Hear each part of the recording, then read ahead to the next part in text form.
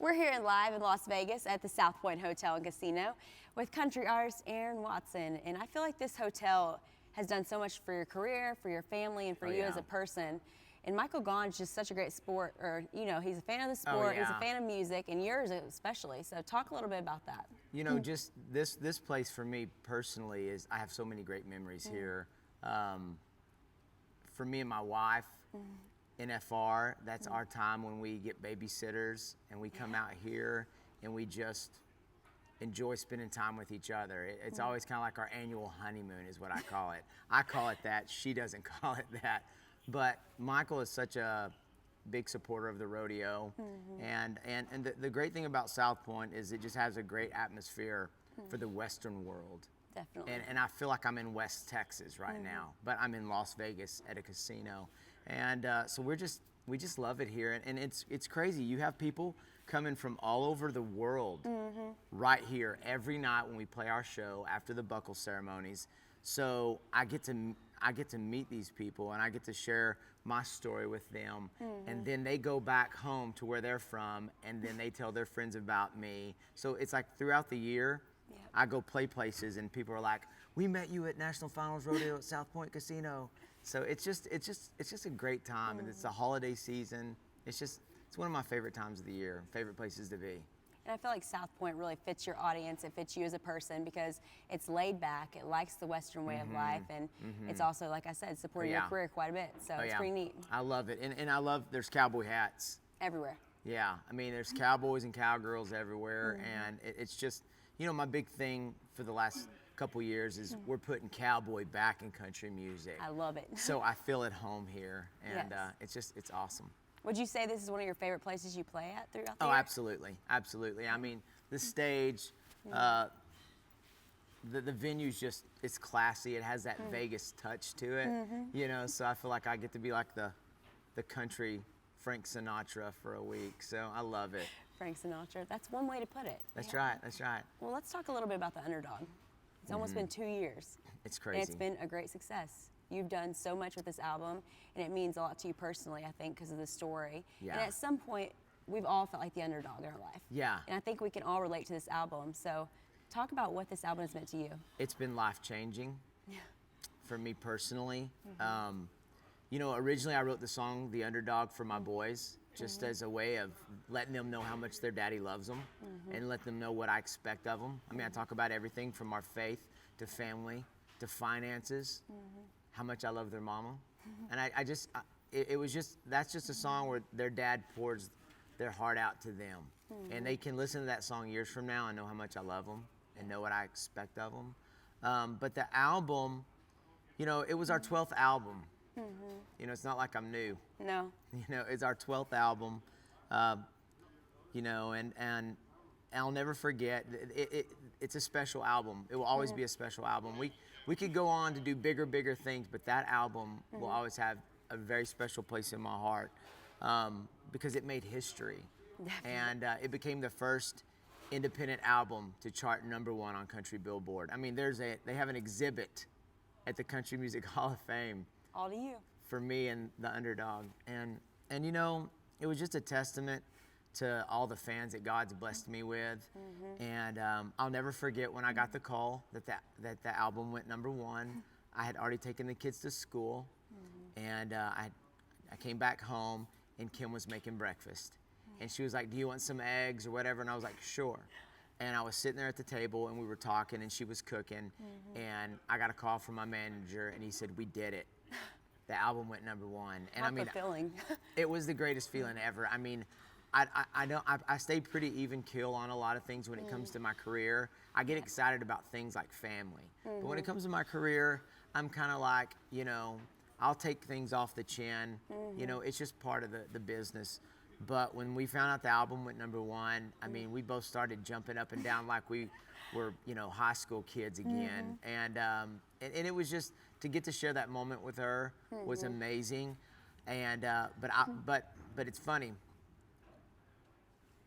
After that moment of us jumping around and screaming and acting like crazy kids, it hit me like how blessed I was, and I became overwhelmed by just the support and the love that my fan base has showed me.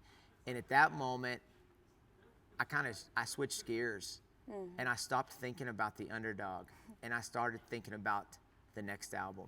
Yeah. And that's where we are here today. And you know, for 2 years, I've been all over the world, like 36 states. They're all behind us. 8 Look countries. Like, look at this. It's this crazy. Is incredible. It's resonated so well all over the world. Yeah, it's amazing. From playing the Ryman to the Grand Ole Opry, still playing the old school Texas dance halls. Yeah. And I've always said that it doesn't matter how much things grow. We could be selling out stadiums. I will always go back home and play those old school Texas dance halls because that's my heart. That's home. But all these places that we've been while we've been traveling around. I've been to quite a few of them. Yeah, and you've been to some of those. I've been just working on the new record. And the underdog taught me a lot about myself and the music that I need to make. And I need to continue to pour my heart and soul into my music because that's what people want.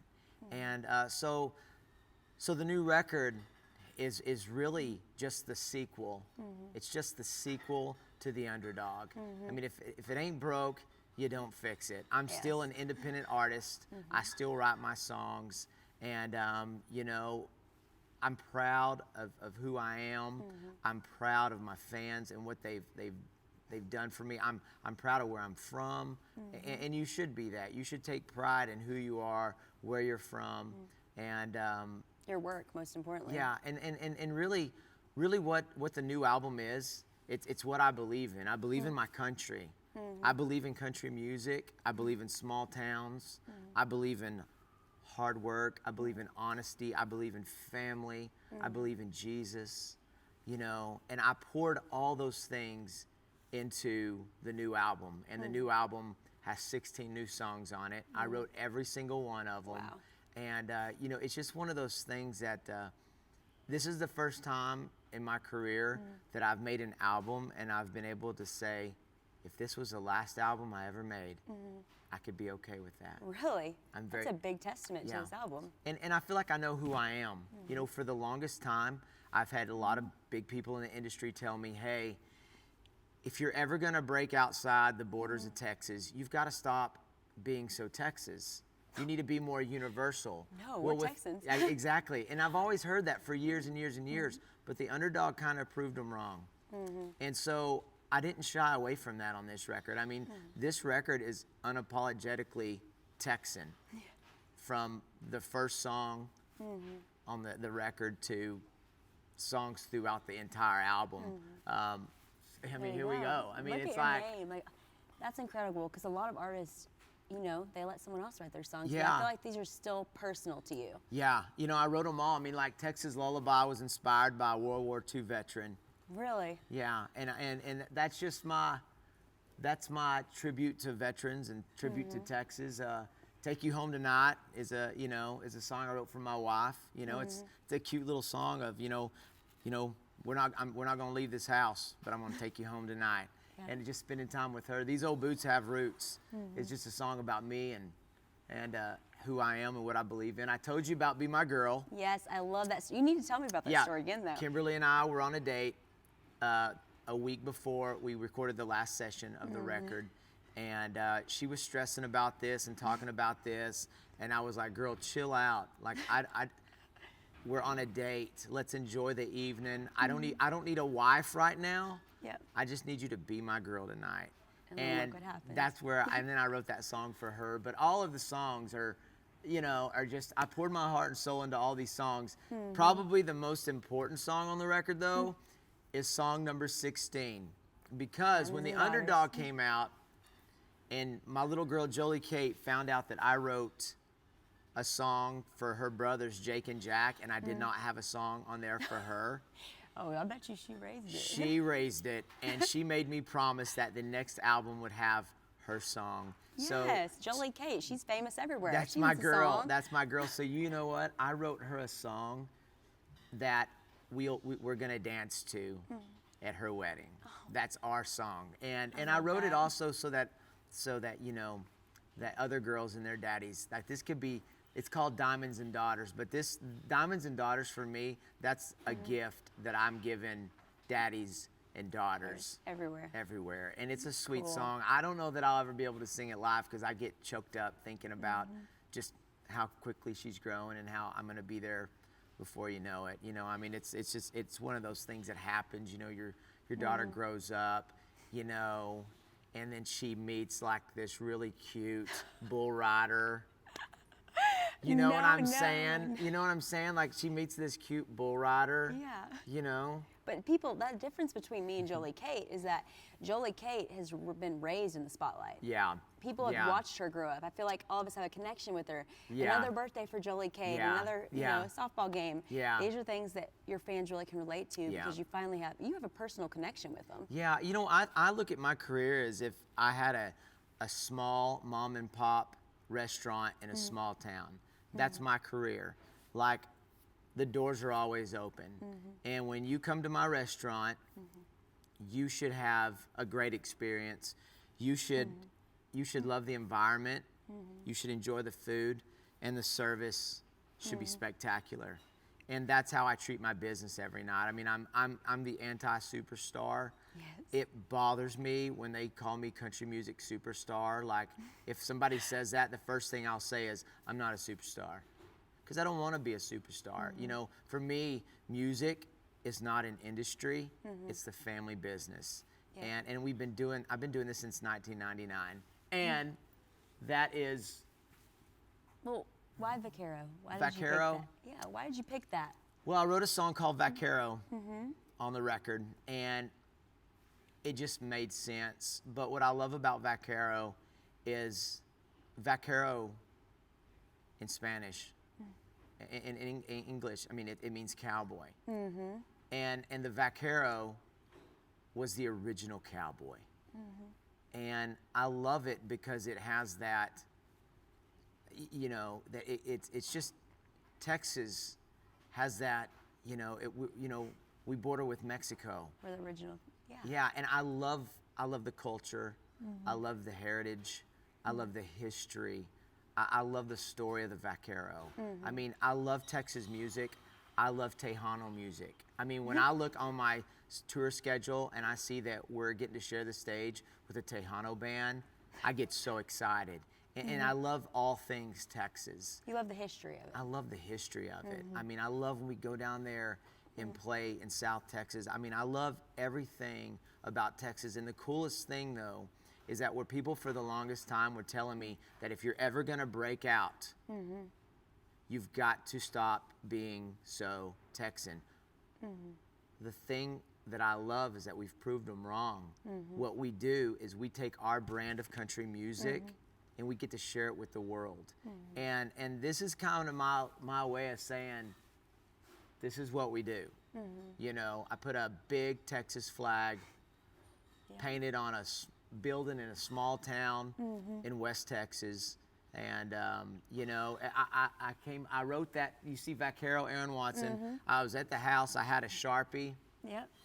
I wrote it on a piece of paper, took a picture of it with my phone. I sent it to this artist in Abilene who's, you know, a young artist that her career's taken off. And I said, could you paint this on the side of a building? And Cal paints murals all around Texas. So you know, Cal came up with this, the Texas flag behind me. And honestly, I just wanted to hold my guitar up and just be like, this is who I am. Cowboys are still alive. Cowboys are, long live the Vaquero. And, you know, the album is just, it's Texas music. And it is what it is. I mean, I'm always gonna be that. I grew up listening to Willie and Waylon. You know, that's what's inside me. And you know what? The newest single, Out of Style, it's rocking. And you know what? We've been doing that for 15 years. Go back and listen to Reckless, Third Gear and 17. I grew up on those in the back roads. That's right. Those are rocking songs. That was our songs in the back roads. I love it. I love it. But it's just a continuation. Vaquero is just a continuation of what we've been doing for 17 years.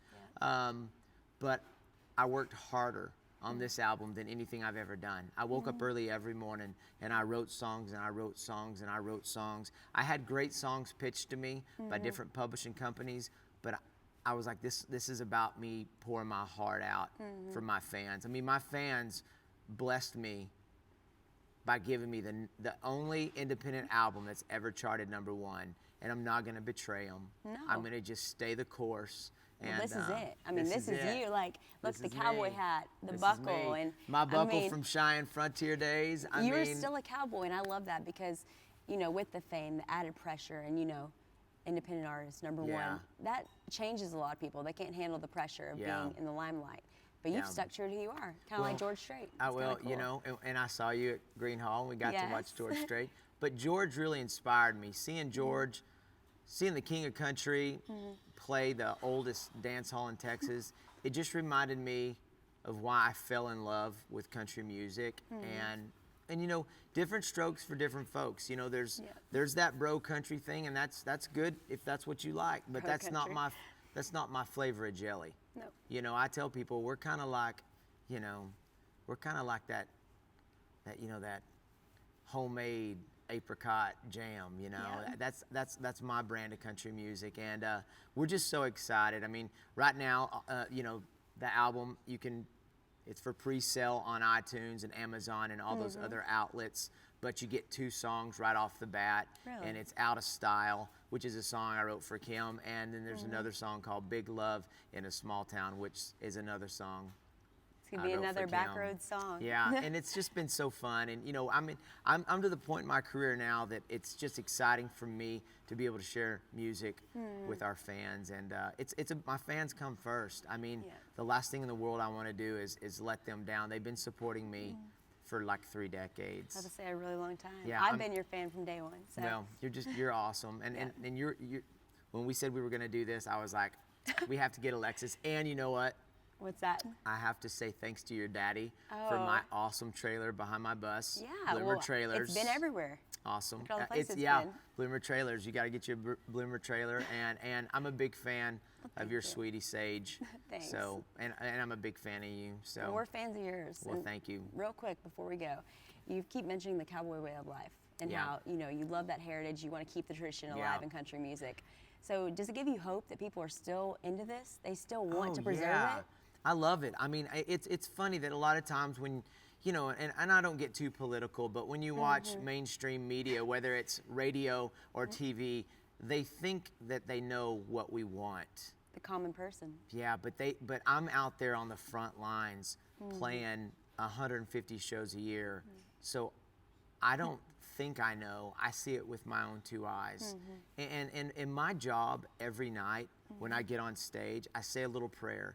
And I just ask God to give me courage, and I ask Him to give me the ability to let my light shine, to be a positive influence, to in the right way share my faith and my love for Jesus, and Be a testament. yeah, and just share my testimony, and you know, and also to bring them joy because they've been working hard all week, and then they're buying a ticket, and they deserve to have that joy. So, you know, it's just one of those things that I really feel like my heart's in the right place, and God's surrounded me with amazing people. And, you know, I just believe that, you know, I just believe that there's a place for cowboy and country music, and we're going to ride that horse till the end. Definitely, and I think you've proved definitely that you can be a Christian and you can come in this music and you can still succeed. So Absolutely. we're big fans of yours. Well, thank you. Everybody is. I think that's the only thing that's truly special about me. When people are always telling me, you know, when they're complimenting me, I tell them the only thing that's really special about me is what I found in Jesus, and that's the key ingredient in my success, is that I stay focused on my faith. And by staying focused on my faith, it keeps me focused on my family, and it keeps me focused on my fans. And as we're walking through the casino, you know, I'm getting stopped and I'm taking pictures with families, and that just means the world to me. So I want to be that guy that country music fans can depend on for having an album they can listen to around their kids, around Definitely. their There's not many left. grandparents. So you know, Yes. I'm excited. This is Yep. this is So my February best one 24th, yet. right? February 24th. They can get it early on Amazon and iTunes, right? Absolutely, you can Awesome. pre-order it right now, and pretty much all proceeds. This is very important. Okay. You will like this. All proceeds from this album go straight into my wife's purse. Wow, that's so sweet of you. Yes, she has good taste too, so I know you're Yeah. gonna need it. She's shopping Let's right help now. it go number one. She's shopping, yeah. Aaron's like, please. Everybody says, what's your goal? What's your goal with your business? I said, well, my goal with my business is to continue to pay off her credit card every month. And Oh, if I can such do a good that, husband. if I can do that, then the rest is gravy. So Definitely. Well, good luck. Thank I know you. everybody's gonna be looking forward to it, so check it out. And you're gonna have it on Facebook, I'm sure, and social media, announcing where to get it. Absolutely. Right? Okay. Absolutely. So go follow Aaron on social media. and good luck to Sage tonight. Oh, thank you. You're welcome.